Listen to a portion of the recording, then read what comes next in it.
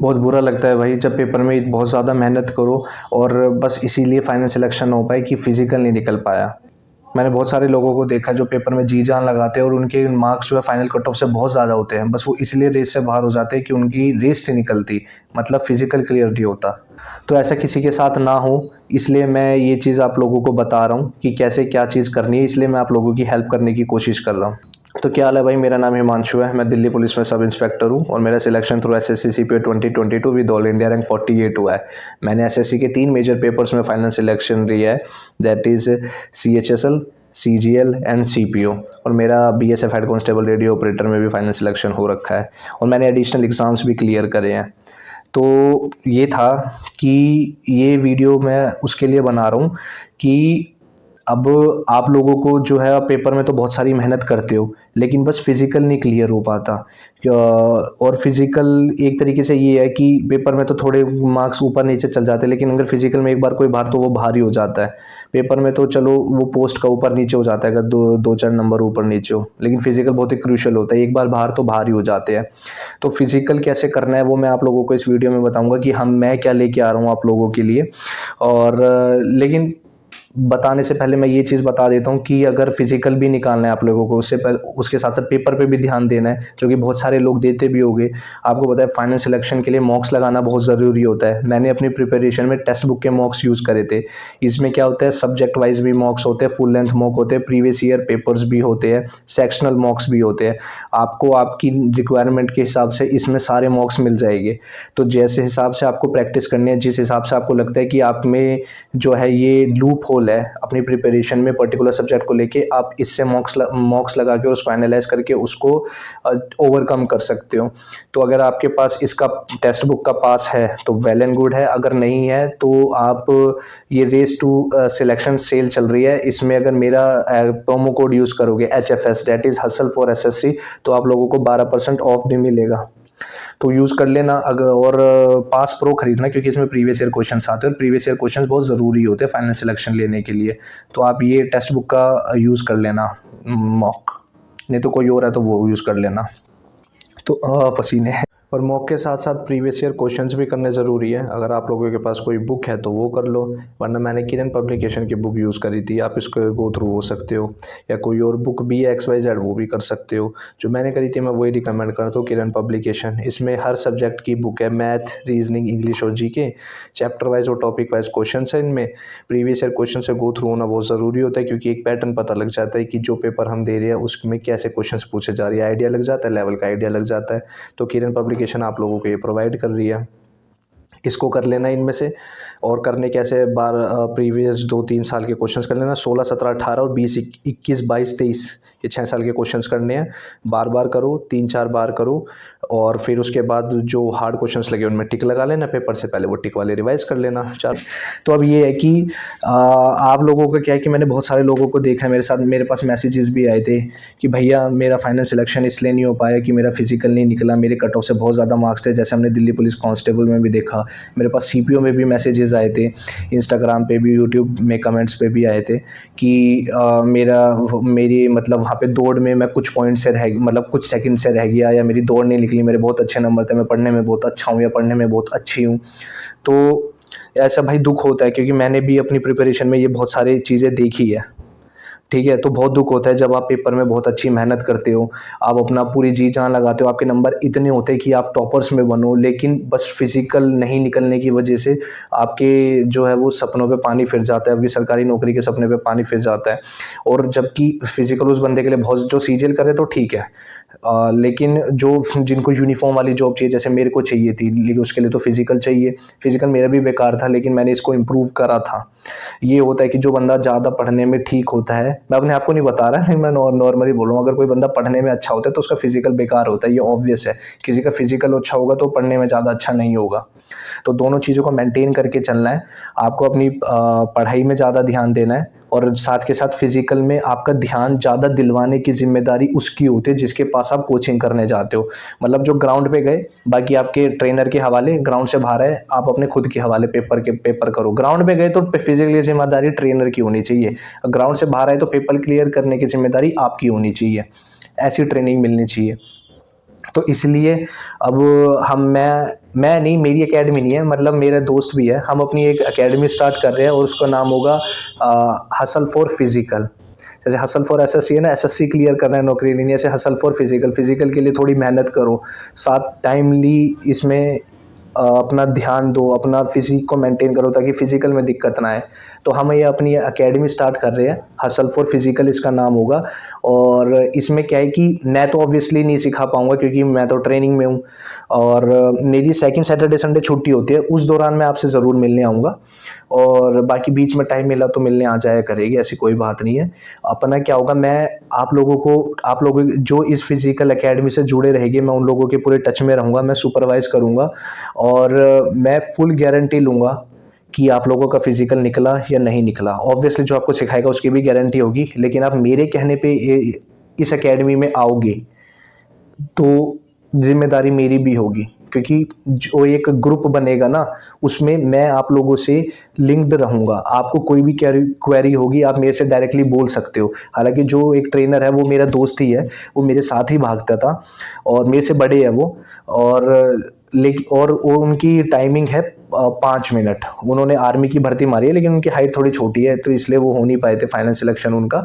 लेकिन वो 5 मिनट 1600 मारते हैं। लेकिन अगर कोई बंदा 5 मिनट 1600 मार रहा है तो वो बेकार गाइडेंस नहीं देगा। और मैंने भी फिजिकल क्लियर करे, मैंने 6 से 7 फिजिकल क्लियर करे है, ठीक है। मैंने अपना शॉर्ट्स भी डाला था यूट्यूब पे, आपने देखा होगा कि वो तो जो मैंने डाला था ना, वो मैंने भी एकेडमी ही ज्वाइन करी थी, लेकिन उससे पहले मैं खुद भागता था। मैंने अपना उसके प्रिपरेशन के दौरान एकेडमी ज्वाइन करी थी।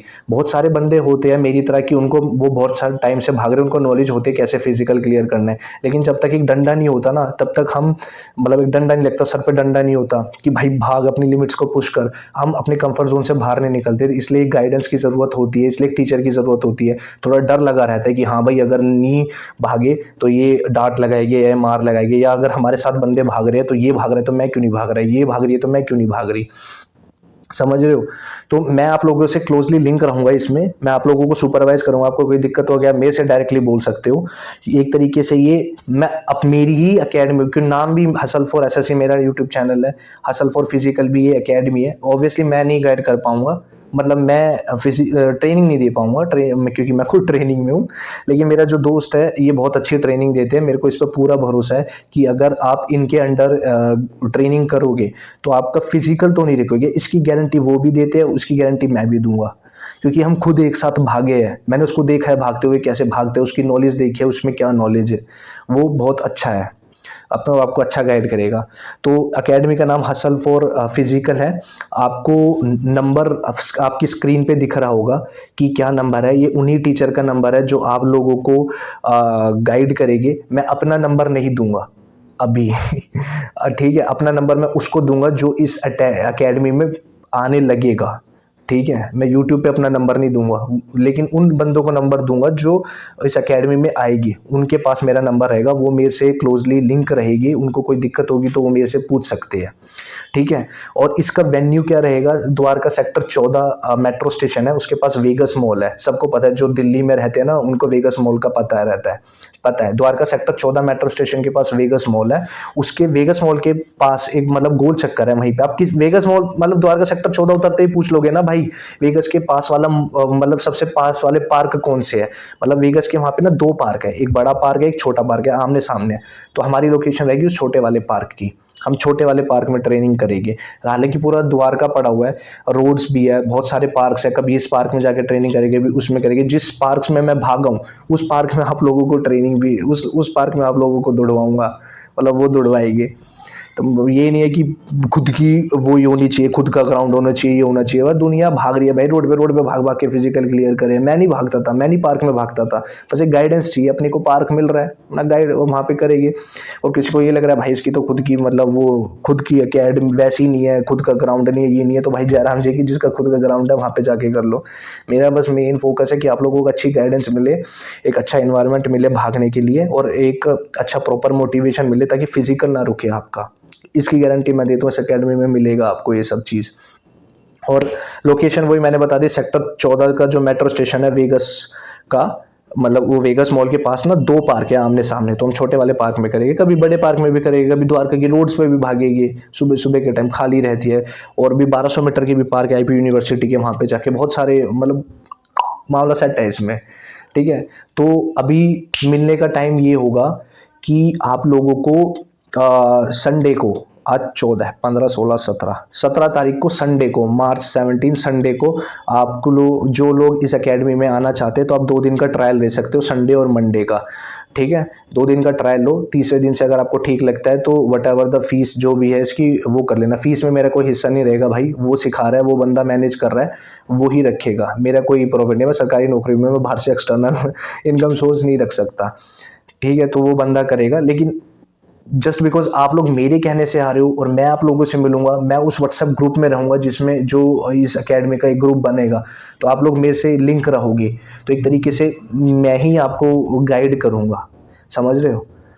तो इसमें क्या होगा कि अभी मार्च 17 को, 17 मार्च संडे को सुबह 6 बजे आप लोग उस ग्राउंड में आ सकते हो। जो दिल्ली के, भाई दिल्ली के बाहर के मत आना, मेरे पास कोई एकोमोडेशन नहीं है कि वहाँ पे आप दौरिया बिस्तर लेके आ जाओ कि भाई मैं तो आगे फिजिकल की तैयारी करने यहीं पढ़ लूँगा, आप मेरे को वो बता दो कि कहाँ रुकना है कहाँ नहीं। मेरे पास कोई एकोमोडेशन नहीं है दिल्ली के लिए, बंदों के लिए, इसलिए क्योंकि वो मेट्रो से आसानी से कम्यूट कर सकते हो, 2 व्हीलर से कम्यूट कर सकते हैं, इसलिए है। सेक्टर 14 मेट्रो स्टेशन लोकेशन पे डालोगे, वहाँ उतर जाओगे 2 व्हीलर से, या फिर मेट्रो स्टेशन से वहीं उतर जाओगे, वॉकिंग डिस्टेंस पे पार्क है अपना।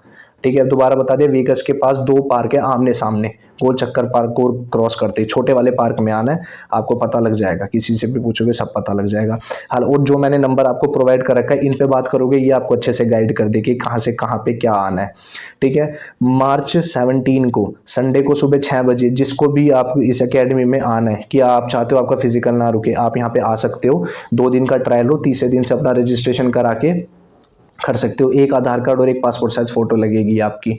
ऑथेंटिसिटी भी बहुत ज़रूरी है, क्योंकि अगर इस एकेडमी में लड़कियां भी आएगी वो भी हमारी जिम्मेदारी है। ठीक है, और अगर लड़कियां संडे को आ रही है तो मैं बोलूँगा अपने पेरेंट्स के साथ आना पहले दिन, तो ऐसे नहीं कि आ जाओ। ठीक है, उसके बाद जब अगर आपको ठीक लगता है गाइडेंस और आप करोगे तो ठीक है। और संडे को मैं भी रहूँगा, 17 मार्च को संडे को मैं भी रहूँगा। ठीक है, मैं भी आऊँगा सुबह 6 बजे उसी पार्क में।